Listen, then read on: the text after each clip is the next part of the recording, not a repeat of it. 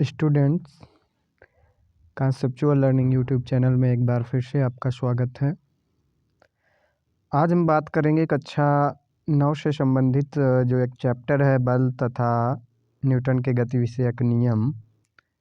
तो देखिए, सबसे पहले चूँकि बल की परिभाषा आपको जानना ज़रूरी है। देखिए, अब जैसे देखते हैं, जैसे पहला फिगर आपको दिया गया है, इसमें क्या है, ये जो एक व्यक्ति है इस ब्लॉक को आगे की ओर धक्का दे रहा है और वहीं नीचे एक सेकंड फिगर है, दूसरे चित्र पे आपको दिखाया गया है। ये व्यक्ति क्या कर रहा है, रस्सी से एक ब्लॉक को बांधे हुए है और इसको खींच रहा है।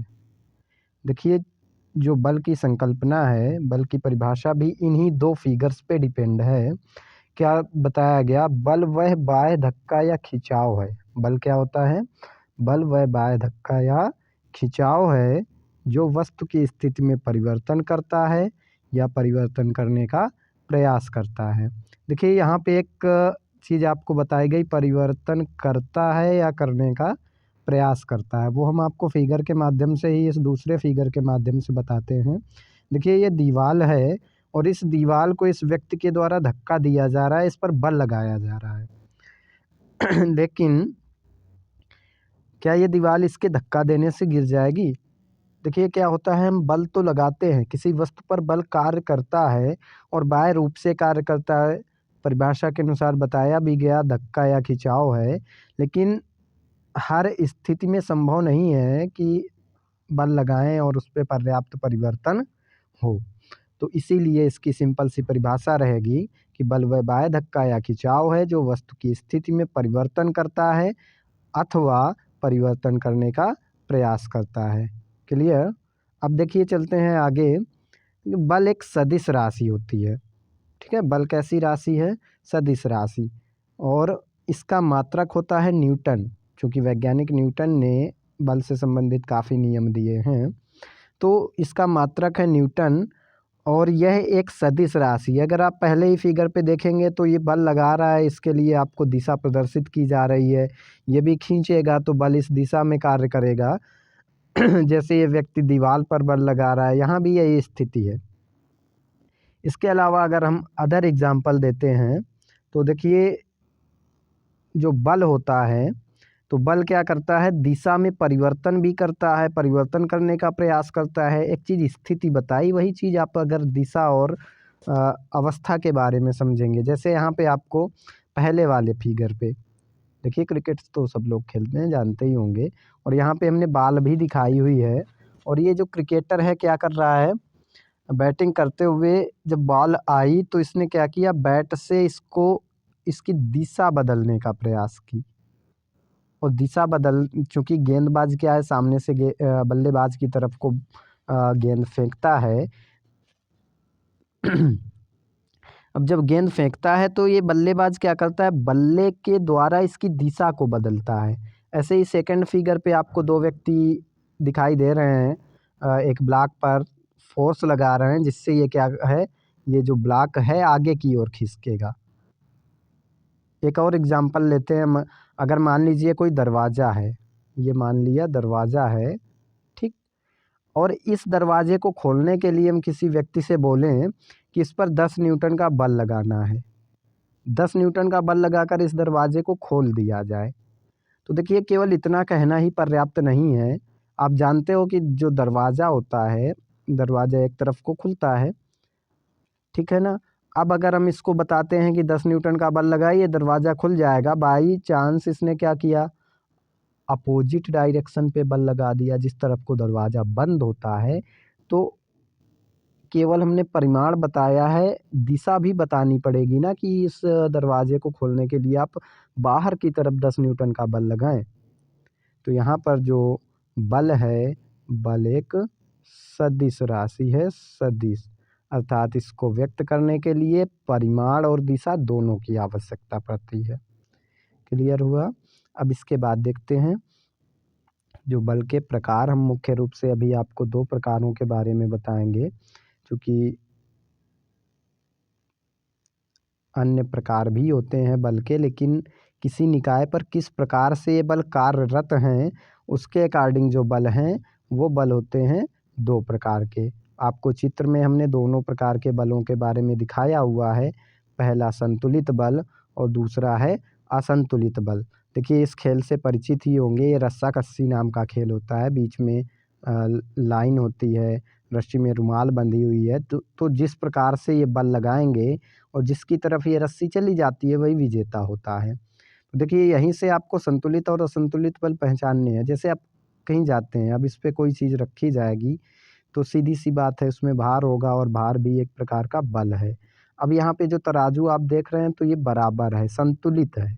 क्या कहेंगे हम इसको कि ये संतुलित है। अब संतुलित बल का मतलब क्या हो गया कि यदि किसी निकाय पर कार्य करने वाले सभी बल, देखिए इसका जो कार्य की दिशा है इधर होगी, इस तरफ वाले बल की इधर होगी, अपोजिट डायरेक्शन, ठीक है ना। और जब दोनों तरफ बराबर होंगे तभी ये तुला संतुलित होगी। तो इसी प्रकार से क्या होता है जब कोई एक निकाय है, ठीक, मान लेते हैं कि ये बिंदु है और इस पर बल कार्य कर रहे हैं इस प्रकार से दो बल, एक F1 और दूसरा F2। अब ये जो दोनों बल हैं, अगर दोनों बल परिमाण में बराबर हैं किंतु विपरीत दिशा में हैं, ठीक है ना। मान लीजिए ये 2 न्यूटन कार्य कर रहा है, ये भी 2 न्यूटन बल कार्य कर रहा है, तो विपरीत दिशा में है मतलब एक माइनस होगा दूसरा प्लस होगा, दोनों को ऐड करेंगे तो कुल परिणामी 0 आएगा। और यही संतुलित बल की परिभाषा भी है। किसी निकाय पर कार्य करने वाले अगर सभी बलों का परिमाण जो है योगफल क्या हो जाए, 0 हो जाए तो वो संतुलित होते हैं। और इसी का अपोजिट 0 ना हो तो असंतुलित बल हैं। जैसे एग्जाम्पल में हमने तराजू के बारे में बताया कि ये संतुलित बल के लिए उदाहरण है। ऐसे ही रस्साकसी का जो खेल होता है ये आपका असंतुलित बल का उदाहरण है। देखिए दोनों तरफ से समान रूप से बल लगाना थोड़ा असंभव सा प्रतीत होता है। समान रूप से बल कार्य नहीं करते हैं। कभी रस्सी इस तरफ को आएगी, कभी उस तरफ को जाएगी। और विजेता भी तभी होंगे जब एक तरफ से पूरी रस्सी दूसरी तरफ चली जाए। तो यहाँ पर असंतुलित बल कार्य करते हैं। मतलब अगर इस तरफ वाला कोई बल लगा रहा है, इसका ज़्यादा होगा तो रस्सी इधर आएगी। मतलब सीधी सी बात है, इधर आ रही है तो इस तरफ वाला बल क्या होगा, कम होगा। तो इनका परिणामी योग कभी भी 0 नहीं होता है। परिणामी योग 0 नहीं है तो असंतुलित बल हैं, परिणामी योग 0 है तो संतुलित बल हैं, ठीक है। तो संतुलित और असंतुलित बल। इसके बाद हमने बताया था अन्य प्रकार भी होते हैं, तो चलिए उनकी भी चर्चा कर ली जाए। देखिए जो बल के प्रमुख प्रकार होते हैं आपको चित्र के माध्यम से हम एक बार फिर से समझाते हैं। देखिए जो बल हैं, एक बल होता है पेशीय बल, चुंबकीय बल, वैद्युत बल, गुरुत्वाकर्षण बल और यांत्रिक बल। तो देखिएगा जैसे पहले चित्र में हमने क्या दिखाया हुआ है, एक व्यक्ति है और ये व्यक्ति क्या कर रहा है, एक्सरसाइज कर रहा है। ये डंबल लिए हुए है हाथ में और इनको जब ऊपर की ओर उठाएगा तो क्या होगा बल मांसपेशियों द्वारा लगाया जाएगा, ठीक है ना। जैसे नाम है वैसी परिभाषा भी रहनी है। बिल्कुल इजी सा टॉपिक है, समझ लेंगे कभी नहीं भूलेंगे। देखिए पेशीय बल तो वह बल जो मांसपेशियों के द्वारा लगाया गया। अब मांसपेशियाँ सजीवों में होती हैं, जैसे जीव जंतु हो गए और मनुष्य हो गया। तो मांसपेशियों के द्वारा लगाए गए बल को पेशीय बल कहते हैं। अब बात करते हैं चुंबकीय बल की। तो देखिए चुंबक सभी लोग जानते हैं, चुंबक क्या करता है, लोहे की वस्तुओं को अपनी ओर आकर्षित करता है। तो चुंबक के द्वारा लगाया गया बल चुंबकीय बल कहलाता है। नाम वैसा ही है, जैसा नाम वैसी परिभाषा। चुंबक के द्वारा लगाए गए बल को चुंबकीय बल कहते हैं। अब इसके बाद हम बात करते हैं तीसरा नंबर जो दिखाया जा रहा है यहाँ पर, वैद्युत बल। तो देखिए जो वैद्युत बल, विद्युत मतलब आवेश से ही इसमें समझा जाएगा। देखिए आवेश 2 प्रकार का होता है, ऋणात्मक और धनात्मक। तो आवेशों के बीच कार्यरत जो बल किसके बीच कार्य कर रहा हो, आवेशों के बीच कार्य करने वाले बल को वैद्युत बल कहते हैं।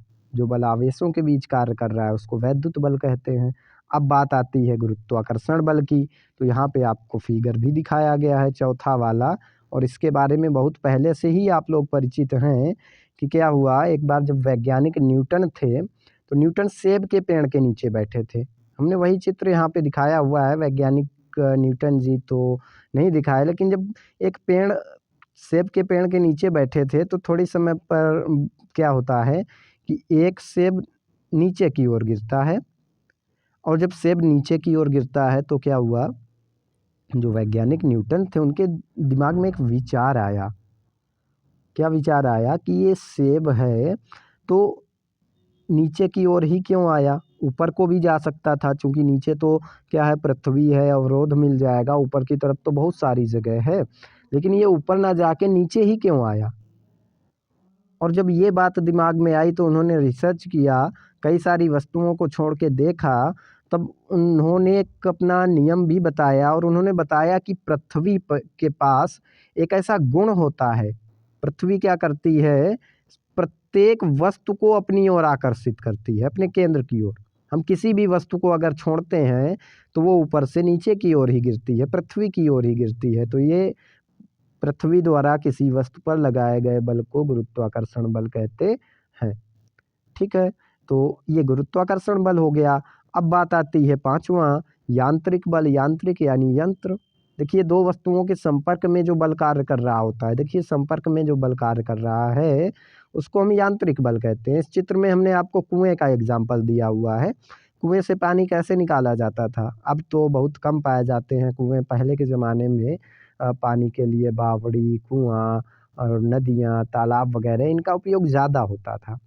तो देखिए, कुएं से जल निकालने के लिए क्या करते थे, कुएं में ऊपर ये एक दिखाया गया है, घिरनी बंधी होती थी, और एक घिरनी की सहायता से रस्सी जाती थी, रस्सी में बाल्टी है, और ये बाल्टी जाती थी कुएं के अंदर। इसके बाद इसको खींचते हुए हम बाहर लाते थे।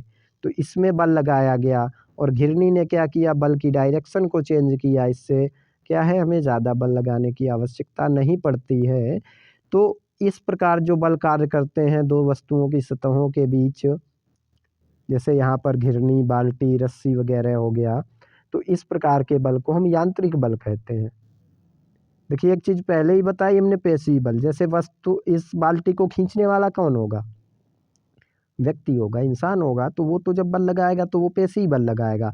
लेकिन ये जो घिरनी है और रस्सी के बीच बाल्टी पे जो बल कार्य कर रहा है वो कौन सा होगा, यांत्रिक बल, चूँकि इन वस्तुओं के संपर्क में कार्य कर रहा है। ठीक है ना। तो इस प्रकार से इन पांचों बलों की परिभाषाएं, जैसा नाम है वैसी ही परिभाषाएं हैं। तो कोई बहुत कठिन टॉपिक नहीं है, इसको एक बार अच्छे से पढ़ लीजिएगा।